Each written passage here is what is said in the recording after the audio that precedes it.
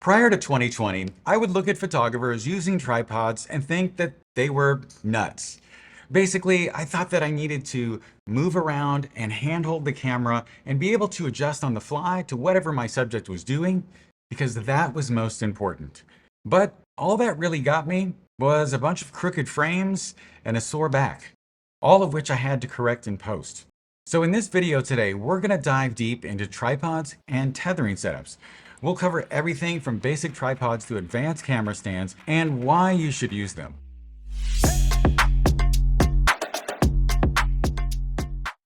So when I was starting out as a portrait photographer and I looked at other people using tripods, I thought that I would totally hate it because I felt that if I was locked into a composition, that I would be frustrated all of the time shooting portraits of models because they would be rapidly posing and moving from side to side, and I would have to constantly change my composition. And what I didn't realize is that most people are only moving a small amount, even though we think it's a big amount. And I'm shooting most of the time with an 85 or so millimeter lens. And they aren't really changing their height. They're probably just like moving to one side, moving to the other side. And so you don't really need to be able to be loose until top to bottom. You just need to be loose and slide a little to the right and a little to the left. And so for the most part, when you're using a tripod, all that you have to do is just loosen that left to right axis. And then that's going to allow you to swing each way as they're moving. But truth be told, most people actually don't move that much, even professional models. They're not doing this, between shots. They're probably more like doing this. They're just changing things a little bit. Maybe they're coming over here. Maybe they're coming over there. So being locked down, it's not as bad as you might think.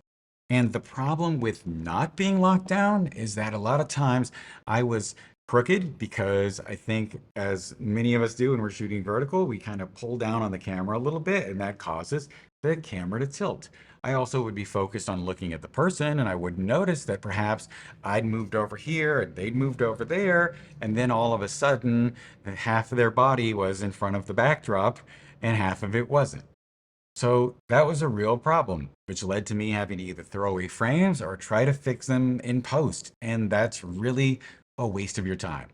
So using a tripod will shorten up the amount of time that you have to spend after the fact, and it will just help you make tighter, better, more precise images. That way, when you see them starting to go off the background, instead of you not noticing, you're just going to say, hey, come back over here a little bit. I just need you to move over a little bit and kind of stay in the middle here. It's not that big of a deal. And that's why tripods or camera stands are an essential tool for every photographer. They provide stability. They allow you to shoot longer exposures. Sometimes I do that even in the studio. And they help you frame your shots precisely, as I mentioned, which will save you tons of time. But they're not all created equal. They range from aluminum stands to very expensive carbon fiber stands. When choosing a tripod, consider the type of photography you do. For portrait photography, having a center column is incredibly useful. Instead of adjusting 3 legs every time you need to change the height, you can simply raise or lower the singular center column. This is especially handy during those portrait sessions where you need to make quick height adjustments. Think about a school picture day at your client's office. Now that we've covered the legs, let's move on to tripod heads. The heads you choose can make a big difference in how you work. Geared heads are all about precision. They allow you to make very fine adjustments to your compositions, which is perfect for architectural photography or any situation where precision is key. Each axis is controlled separately so you can get everything lined up just right. Pan tilt heads are great for still photography where you need to make controlled movements on each axis quickly and you don't need the precision of a geared head. Ball heads offer fast adjustments on all axes at once. They allow you to quickly move your camera into position and lock it down with a single knob.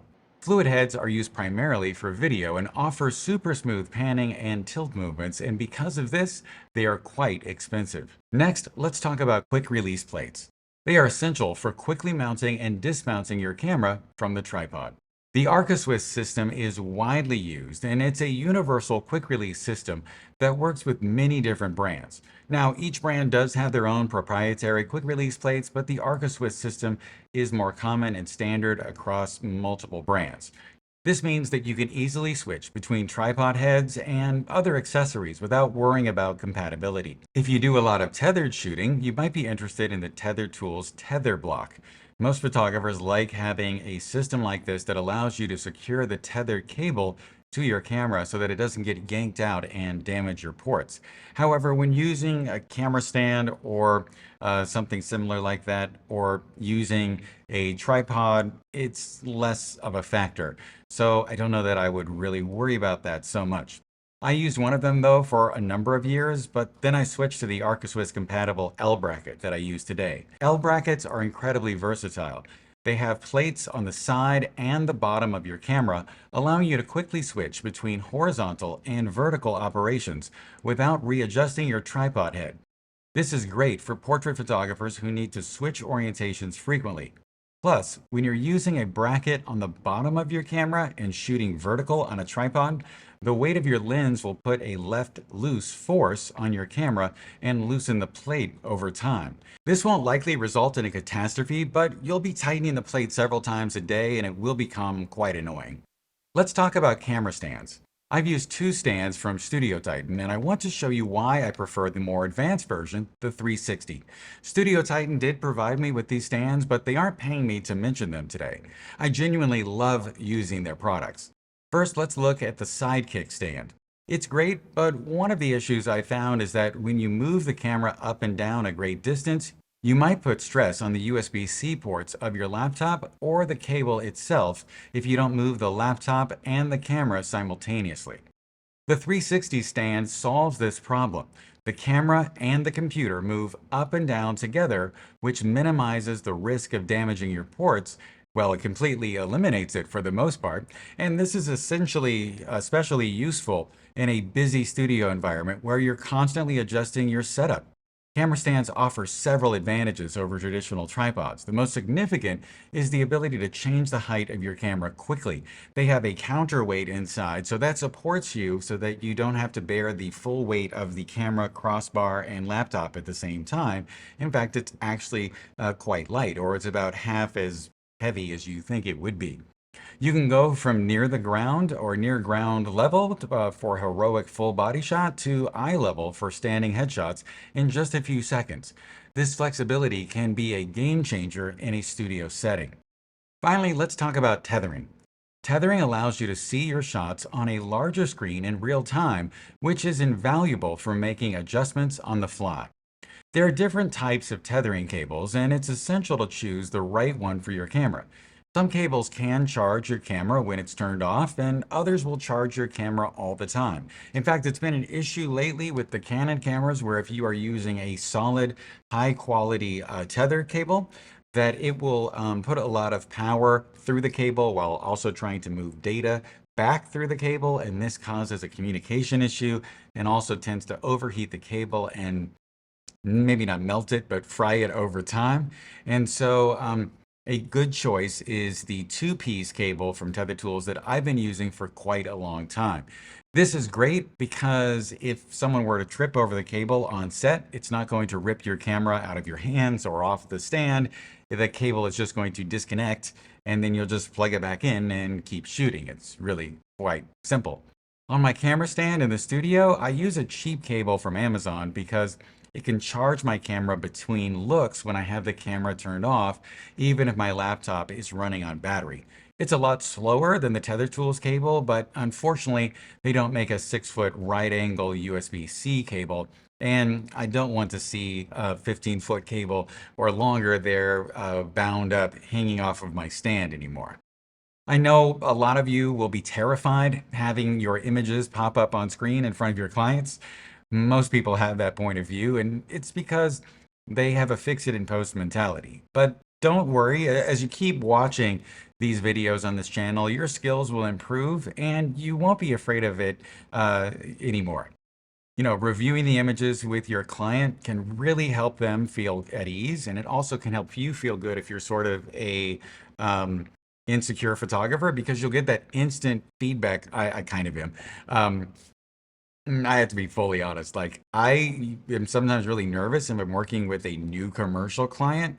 And if the art director tells me something is going good, then that really puts me at ease.